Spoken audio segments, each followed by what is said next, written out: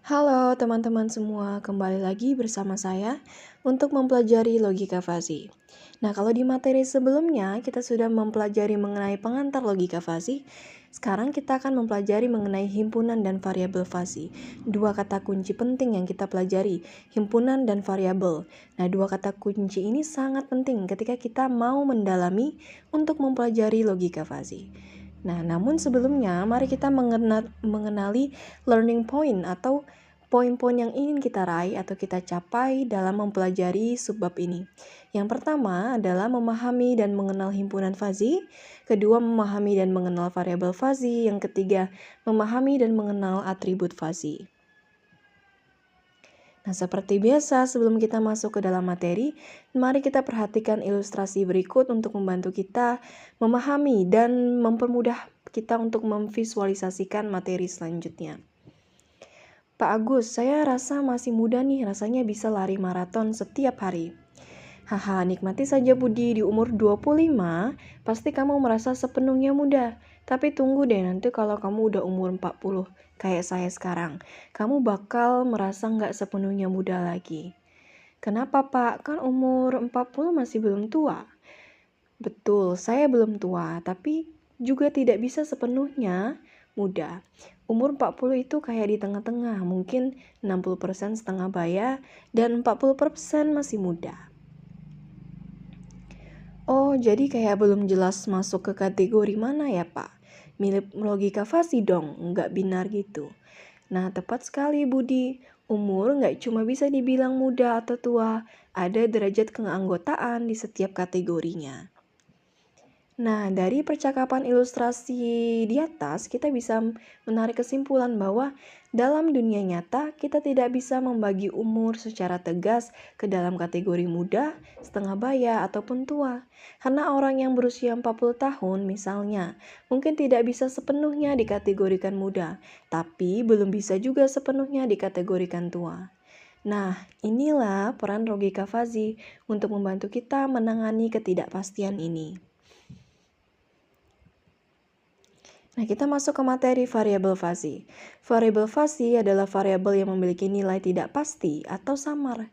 Digunakan dalam logika fasi untuk mempresentasikan data yang bersifat kualitatif. Data yang kualitatif adalah data yang mempresentasikan sesuatu yang bersifat kualitas dan bukan numerik. Nah, alih-alih hanya bernilai pasti seperti benar atau salah, variabel fasi sendiri memungkinkan adanya nilai di antara 0 dan 1 untuk menyatakan tingkat keanggotaan suatu elemen dalam suatu himpunan. Nah, bagaimana dengan himpunan fasi? Himpunan fasi adalah kumpulan elemen dengan derajat keanggotaan yang berbeda, di mana setiap elemen memiliki nilai antara 0 dan 1. Nah, dalam variabel fasi bisa memiliki 2 atau 3 himpunan fasi sekaligus.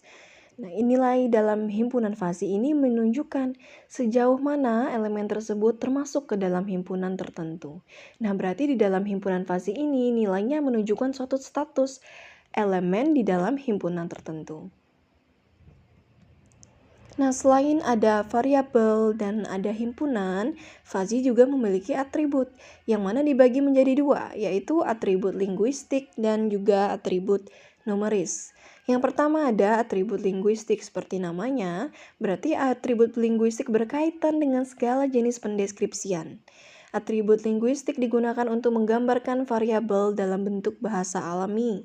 Misalnya, bahasa atau konsep tinggi atau rendah dapat menjadi deskripsi ketinggian seseorang. Berarti di dalam atribut linguistik ini, kita menggambarkan suatu variabel atau mendeskripsikan suatu variabel dalam bentuk bahasa yang alami. Bahasa alami ini maksudnya bahasa yang bisa dipahami semua orang atau bahasa yang digunakan sehari-hari. Sedangkan di bagian atribut numeris melibatkan representasi derajat keanggotaan yang diberikan pada suatu himpunan fasi dalam bentuk angka yang biasanya antara 0 dan 1. Nah, kalau tadi dalam atribut linguistik ini merupakan pendeskripsian bahasa, kalau di dalam atribut numeris ini merupakan representasi angka atau representasi derajat. Intinya segala sesuatu yang berhubungan dengan angka atau numerik.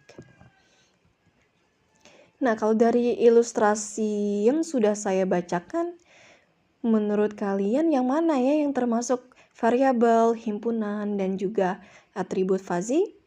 Nah, kalau dari ilustrasi yang saya sudah bacakan, variabelnya adalah umur. Karena di variabel umur kita bisa kategorikan menjadi beberapa himpunan, yaitu tua, muda, dan setengah baya, atau yang kita sebut sebagai parubaya.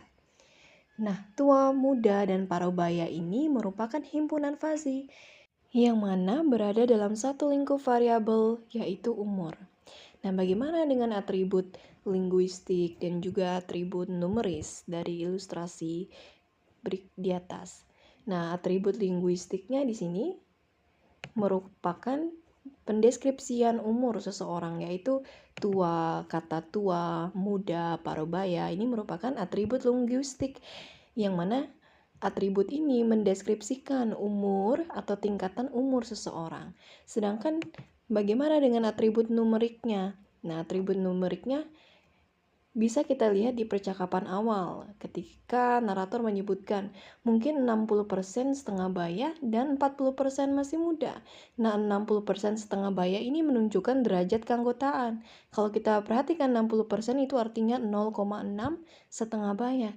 Nah, 0,6-nya ini merupakan atribut numerik. Begitu juga dengan 40%, ini artinya 0,4. Berarti atribut numeriknya kalau dari percakapan kita itu 0,6 dan 0,4. Nah, kemudian kita perhatikan grafik fuzzy di bawah ini. Menurut teman-teman dari grafik fuzzy ini, kata dingin, normal, panas termasuk variabel atau himpunan. Nah, dingin, normal, dan panas ini termasuk himpunan fuzzy karena tiga kategori ini berada di dalam naungan variabel fuzzy yaitu suhu. Yang mana suhu sendiri bisa dikategorikan menjadi 3 bagian, yaitu dingin, normal, dan panas. Yang mana kita di grafik ini kita bisa melihat adanya kurva menurun, kurva naik, dan kurva segitiga, dan juga kurva-kurva lainnya. Nah, kalau dari grafik, mari kita analisis apa saja variabel, himpunan, dan juga atributnya. Kalau variabelnya merupakan suhu, sedangkan himpunannya yaitu dingin, normal, dan panas. Kalau dari atributnya, maka kita bisa lihat di sini atribut linguistiknya contohnya dingin, karena dingin ini mendeskripsikan atau menjelaskan, memaparkan tingkatan suhu tertentu. Sedangkan atribut numerisnya adalah derajat keanggotaan. Contohnya derajat keanggotaan suhu 20 derajat adalah 1. Oke, kita lihat lagi di grafiknya. Kita bisa melihat, kita cari angka 20 di sini. Kita bisa melihat ini di suhu 20 derajat, maka derajat keanggotaannya adalah 1. Nah, 1 ini merupakan atribut numerik atau atribut numeris. Sekian penjelasan dari saya, bertemu lagi di materi selanjutnya.